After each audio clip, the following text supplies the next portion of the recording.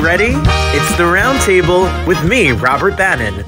Hey folks, how are you? It's another edition of the Roundtable. My name is Robert Bannon. I'm so happy to be with you on the YouTube and the Broadway Podcast Network. I am excited to talk about science. I'm excited to talk about new art, and I'm excited to talk about something going on at the Signature, which is one of my favorite places to see a show. I live for the Signature because I don't think there's a bad seat. I think it has good acoustics, and they do really innovative work in all of their spaces. So Patrick Olson wrote a show called Emergence, and he got it to New York, and he's a scientist, but it's got music. What is this about? Patrick Olson? You know, as a science teacher myself, I'm fascinated by this story. If you want to know more about me, go to robertbannon.com, and you can listen to my album called Rewind wherever music is heard, because I talk about why I became a teacher and how I merged art and teaching just like Patrick did. Here's our chat. Take a listen. So, you know, when I'm not here during the day from the hours of 8 till 3 o'clock, I'm a 5th grade science and social studies teacher. And when I heard about this show, merging music, theater, science, and everything that Patrick Olson is doing on stage right now in Emergence, which you can grab your tickets and go see at the Pershing Square Signature Theater. It's beautiful, the Signature, right in the middle of New York City on 42nd Street. Patrick is here. I hope he's not going to test my science ability because I don't have the teacher's edition. You know, that's teacher. Patrick, congratulations. Thank you so much. How did this idea, firstly, tell us, how do you describe what Emergence is? It's difficult to describe because it's a really unusual performance. You know, in our key art and our posters, we have a series of sentences. One says it's a play, and then there's a line through it, and then another says, you know, it's a musical with a line through it. It's a monologue with a line through it, and on and on and on until it's a psychedelic trip, and there's a line through that, and then we end with, or is it? So it's a form-breaking show that really involves lots of different components. Like me, I do spoken word pieces that are like tiny little TED Talks, 2-3 minute TED Talks. We have a 12-piece band with 4 backing vocalists that we complement each one of these spoken segments with lots of really great live music. We have immersive imagery on large LED screens. And so the whole thing kind of conspires and comes together to deliver what I think is a really unusual, original, and judging from the responses of the people coming out of the show, I think a really fascinating experience. Proud of it. The pictures of it are gorgeous. The artwork is gorgeous. The imagery that is put out there is, I can only imagine the energy. People have described it all sorts of different ways. You know, a combination of what David Byrne did, a combination of a TED Talk, a combination. It's all, and it must just be a feast for the senses. That's what it looks like when I see well, that's my hope, and judging from what I hear when people come out of the theater, they really are experiencing that. Well, you have a limited, it's 16 weeks or so. So you have to go to emergenceshow.com and get your tickets. It's right on 42nd Street. You can see this show. It is perfect for the family holiday, you know, your trip to New York City, and you want to do something in between Christmas and New Year's when your kids are not in school and you want to get them interested in something fun, science, STEM, all so important nowadays in this world to get kids to connect. What is it like when you see the audience and children and their parents and the fascination and the conversations you have with people after the show? Yeah, well, you know, the show is geared for lots of different ages. I think it would probably be over the heads of kids who are under 10, would be my guess. And, you know, there have been some 13-year-olds who have seen the show and, you know, really ignited around it. I had one little girl grab me by the arm and it almost kind of hurt because she was clenching and she said, I want to be a scientist now. So I love that. And, you know, it's just a beautiful experience to be on stage and seeing a full audience like this and watching the smiles travel through all the different people.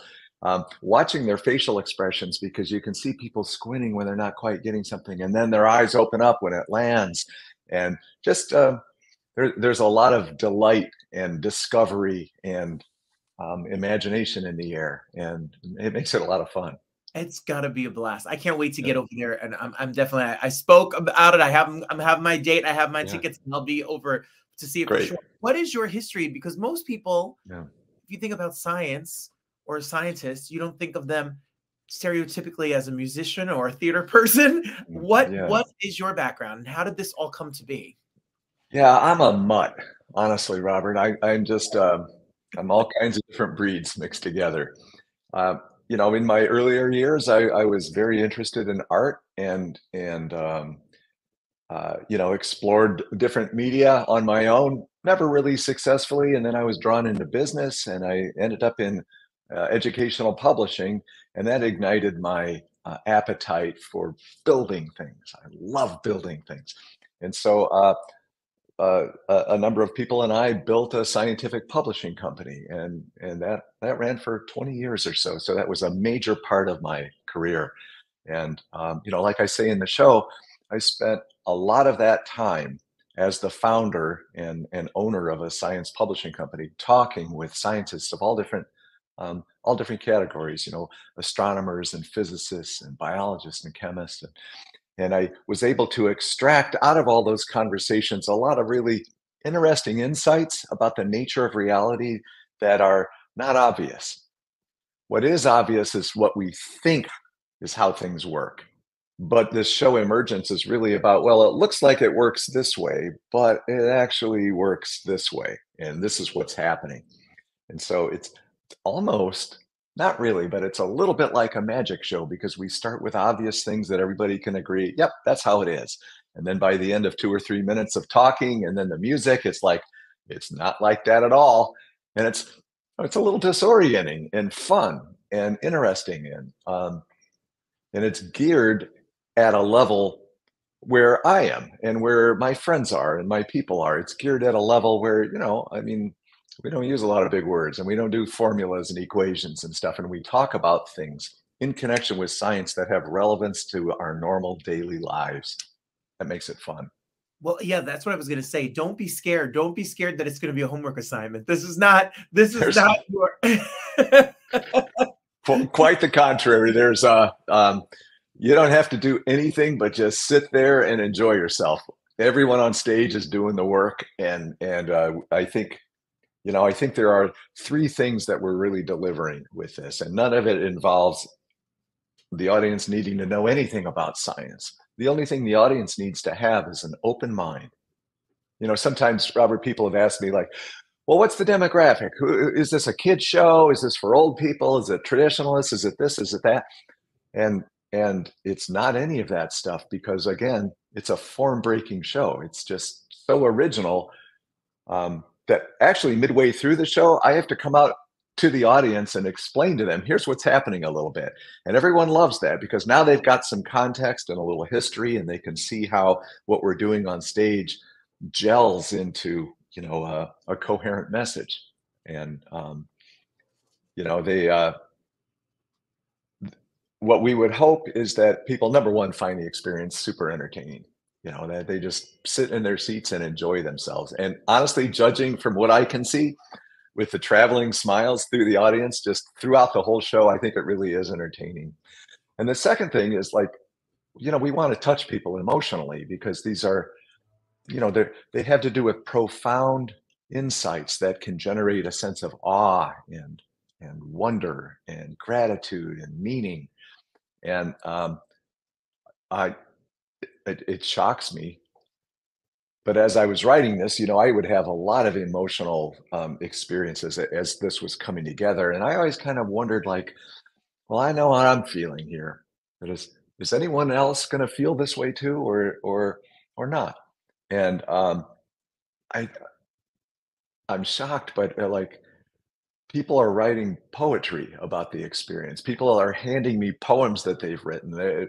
I've had people in tears, that I've met in the lobby afterwards, and they just put their arms around me and they say amazing things, which really leads me to believe that this show not just entertains, but it's also landing in a way that is emotionally moving people.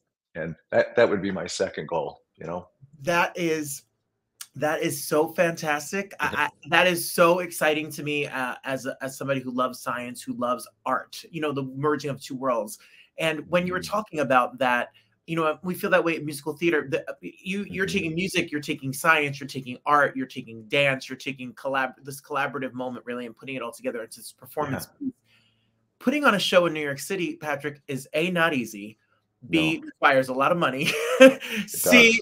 requires a lot of people to say, yes, you can have my space. Yes, I can produce your show. Yes, Hmm. there's an audience. Yes. How did the journey from you in your head as this scientist, musician, artist take Hmm. it to the middle of New York City? Yeah, it's such a fascinating journey, Robert, really. And it's hard to know when the idea actually began. Like it doesn't have a crisp, like, here's what we need to do from here to here. But I had been, I had been writing music privately for myself and for friends and family my whole life.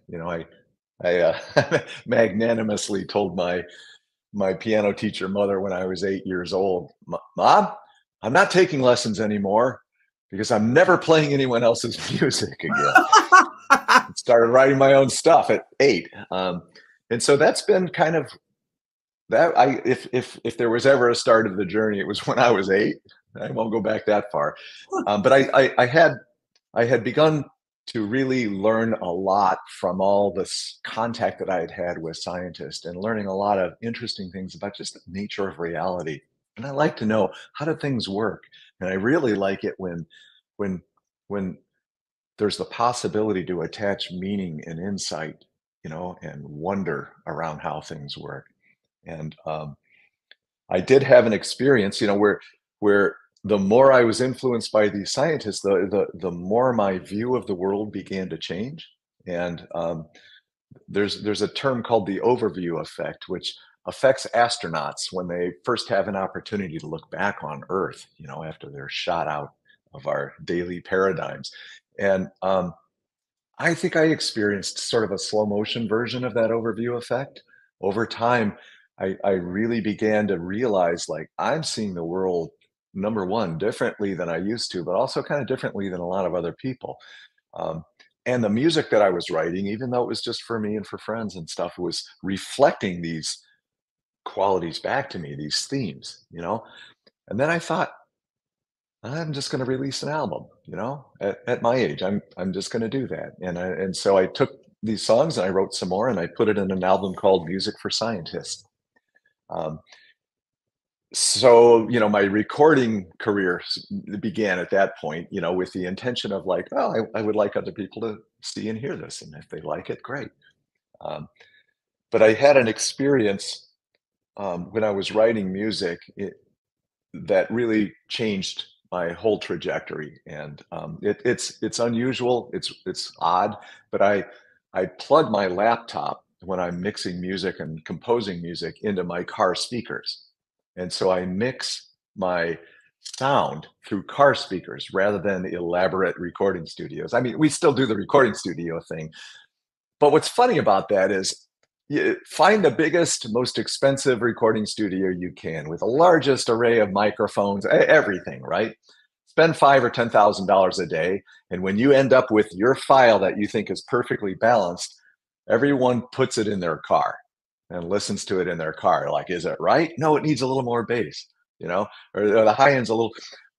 I just eliminated that step, and so I'm in my car and I like that experience too because, when I'm out driving with the music, it feels like I'm more connected with what this music is about. Like, I'm not in a dark, four-walled, enclosed studio.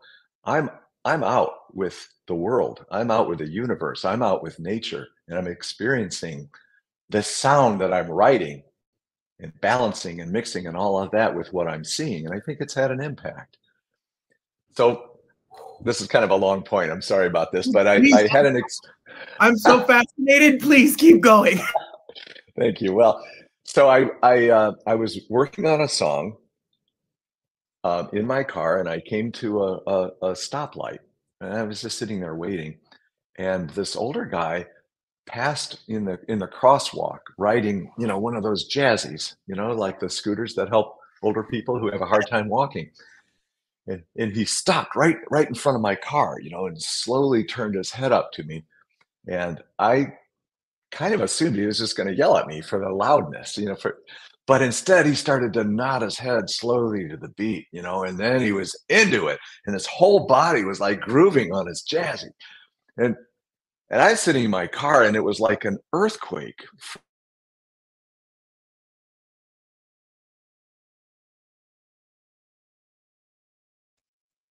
Sorry about that.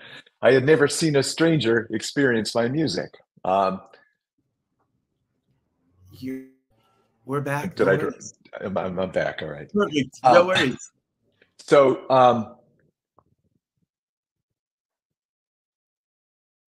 and the thing about it, honestly, was watching this guy enjoy the music and then speed off on his jazzy and having that be the end of it left me with a giant mark though, because in that moment, for the first time, I had experienced not just a me and him around any kind of artistic thing, but it was an us.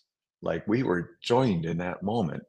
I didn't know his name. I had never seen him before. I'll never see him again, but we were joined into some third thing right there. And I immediately did a hard, illegal U-turn in Los Angeles, and I was frantically looking for a parking spot. And I found one and parked badly and called my producer right away and said, I don't care what it takes. I have to perform in front of people. I have to have that kind of contact. Because after all these years in my life, I really experienced us in a brand new way and in a really meaningful way. And that was the inception of Emergence right at that point. Wow. Firstly, I had to take a moment to get over the fact about mixing your album through your car, because as a recording artist myself and spending time in studios, and nowadays where we could record in our home, and during COVID we recorded like a puzzle, and instruments were in your basement and my basement, and we all right. It's a whole new world out there. So I totally understand, because what do? We got to mix, we got to mix, and we go listen to it in the car. So it makes perfect sense. True, right? Yeah. It's insanely brilliant. And and then the connection to people. Sometimes when we're in a vacuum, I understand, Patrick, like when you're in a studio, when you're working on something for so long, you get stuck in the vacuum and you think, I hope people get it. I hope it's good. I don't know what this is. And then when you get that reaction from somebody else, it's just that reassurance to keep going. When you got that reassurance and you started to build this show, and people started to gravitate to it and see it and have ideas for it to come to places. What is it like now when you look back on that journey, and tonight when you walk on stage? You know, for this science musician guy, there's got to be some overwhelming feelings about this whole journey. It is overwhelming. And I've done a lot of different things in my life. I've been fortunate in that regard, that I've had lots of opportunities for, interesting life experiences.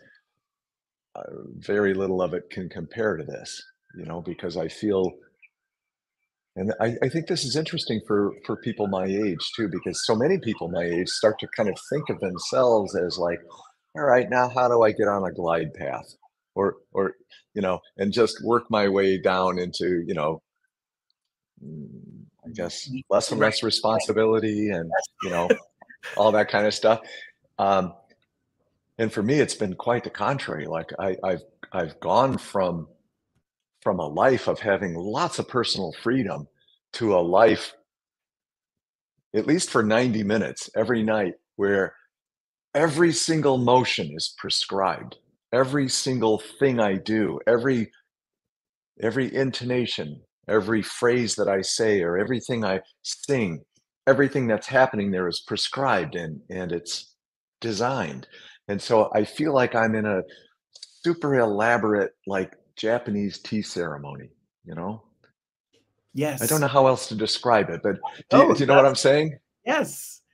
Well, Patrick, you've sold me. I mean, I'm sold. I want to know what kind of magic you're doing up there, and what kind of message and what your visions and imagery is going to look like. When you see, Google it. When you Google Emergence Show, you go follow it on social media. the visuals are just stunning by itself.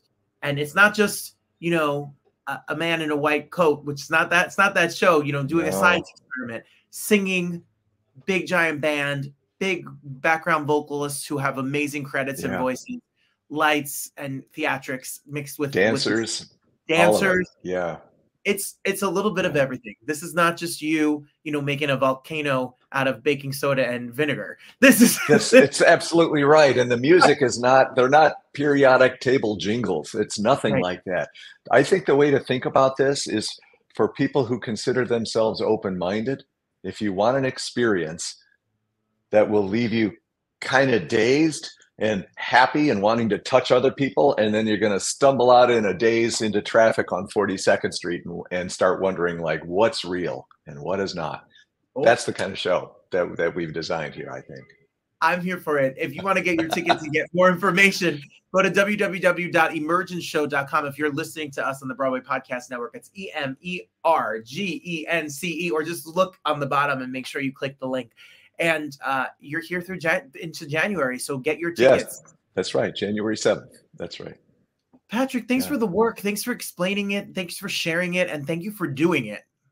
Gosh, Robert, it's a pleasure. We're making great connections with lots of people, and they're feeling really good coming out of this thing. So I think it's going somewhere, and it's been a pleasure speaking about it with you. I appreciate your interest, and I just really encourage everybody to come if you can. Come on down. I'll be there. Alrighty, there you go. Inspirational. Anything could happen. You could be a scientist making science literature, publishing it away, and then have a show off Broadway. Go to emergenceshow.com. If you want more information about me, my show's coming to Chelsea Table and Stage December 9th. It's a holiday extravaganza. It's a big old show. Kevin Smith Kirkwood, Robbie Roselle, and surprises galore. Hope to see you there. Join us every day right here on the Broadway Podcast Network. And I am excited that you stopped by and stuck with me. Till next time, everybody, the best is yet to come.